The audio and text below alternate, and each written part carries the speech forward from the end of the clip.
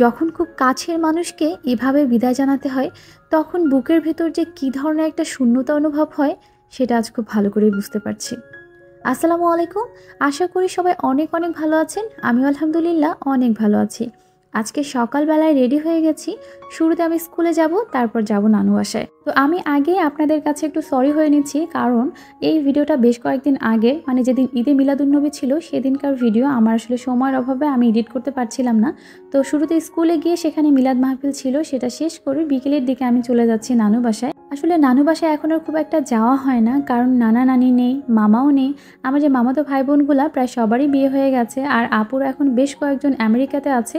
তো যেই বাড়িটা একসময় লোকজন দিয়ে ভরা ছিল সেই বাড়িটা এখন একদম লোকশূন্য, যেন হাহাকার করে। সেই জন্যই মূলত নানু বাসায় এখন আর যেতে ইচ্ছে করে না। তো এটা ছাড়া আসলে নানু বাসায় না যাওয়ার আর কোনো কারণ নেই।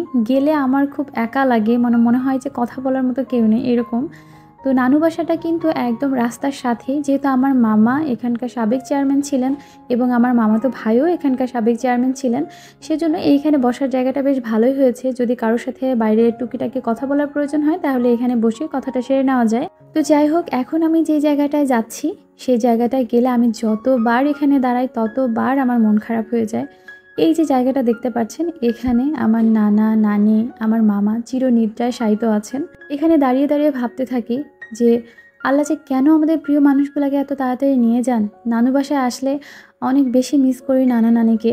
নানা নানি ছাড়া নানু বাসা আমার মনে হয় যে অসম্পূর্ণ, কারণ নানা নানি থাকা অবস্থায় নাতি নাতনিদের আলাদাই একটা কদর থাকে। তো আল্লাহর কাছে সবসময় দোয়া করি আমার নানা নানি আমার মামা আল্লাহ যেন তাদেরকে জান্নাত নসিব করেন।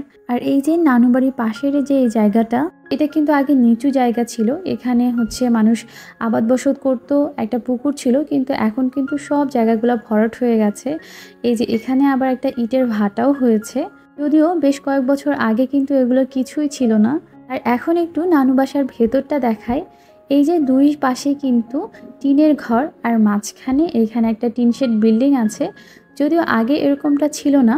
আগে এই যে টিনের ঘরগুলো, এগুলোতেই খাওয়া দাওয়া থাকা সব কিছুই হতো। আর মাঝখানের যে টিন শেড বিল্ডিংটা, এখানে আসলে নানা নানির ঘর ছিল। নানা নানি মারা যাওয়ার পরে এটাকে ভেঙে দিয়ে এখানে একটা টিন শেড বিল্ডিং করা হয়েছে, আর এখানেই এখন থাকা ঘর সব কিছুই করা হয়। আর এই যে এটা কিন্তু অনেক আগে এখানে একটা ঢেঁকি পাতা ছিল এই ঘরটাতে। আর আমরা যখন মাটিতে বসে খাওয়ার প্রয়োজন হতো বা ফিরায় বসে খাওয়ার প্রয়োজন হতো, তখন আমরা এই ঘরটাতে খেতাম। আর সামনে একটা রান্নাঘর, আর এই যে এই ঘরটা, এটা হচ্ছে খড়ির ঘর। এই পাশে একটা কামরাঙ্গা গাছ আছে। তো আমার মনে হয় যে এই গাছ থেকে যে কত কামরাঙ্গা পেড়ে পেড়ে খেয়েছি, এখানে আসলে ওই সব স্মৃতিগুলো মনে পড়ে যায়। আর এপাশেই আছে একটা পুকুর, আর এই পুকুরটা দেখলেও এখান থেকে মাছ ধরার দৃশ্যগুলোও চোখে শুধু ভাসতে থাকে। তো নানু বাসায় আসার পরেই কিন্তু আমার মেয়ে আমার ভাস্তের খেলনাগুলো নিজের মনে করে খেলতে শুরু করে দিয়েছে। তো আমার বড় মামাতো ভাইয়ের দুই ছেলে সাইম এবং সাফওয়ান। সাফওয়ান হচ্ছে ছোট। তো দেখা যায় নানু বাসায় আসলে আমার মেয়ে ওর খেলনাগুলোকে এমনভাবে ইউজ করে, মনে হয় যে ওই এই বাড়িতে পার্মানেন্ট, আর আমার ভাইয়ের ছেলেই মনে হয় গেস্ট হিসাবে এখানে আছে। ও কোনো অধিকারই পায় না জিনিসগুলাতে। তো আয়াত আর সাফওয়ান ওখানে খেলছিল, আমি আবার সাইমকে খুঁজছিলাম। পরে দেখলাম যে সাইম ওদের রুমে একটু আঁকিবুকি করছে। তো নানু বাসায় এসে ফ্রেশ হয়ে খাওয়া দাওয়া শেষ করে সেই রাতটা তো চলে গেল। পরের দিন চলে আসলো সেই মাহেন্দ্রক্ষণ, যেটার জন্যই আমরা নানু বাসাতে এসেছি। আম্মু খালামুনি ওরা আগের দিনই এসেছে, আমি পরের দিন এসেছি। কারণ আমার মামাতো ভাই আমেরিকাতে চলে যাবে। আসলে ভাইয়াকে সেভ করার জন্যই আমরা সবাই এসেছি। তো ভাইয়া আজকে ঢাকায় চলে যাবে। ঢাকায় 2-1 দিন স্টে করার পর তারপর ভাইয়া আমেরিকাতে চলে যাবে। আসলে ভাইয়ার ফ্লাইট ছিল 21 তারিখ। তো সকালবেলাতেই সবাই মিলে এখানে জড়ো হয়েছি, কারণ সকাল 8:30টায় ভাইয়ার গাড়ি ছিল।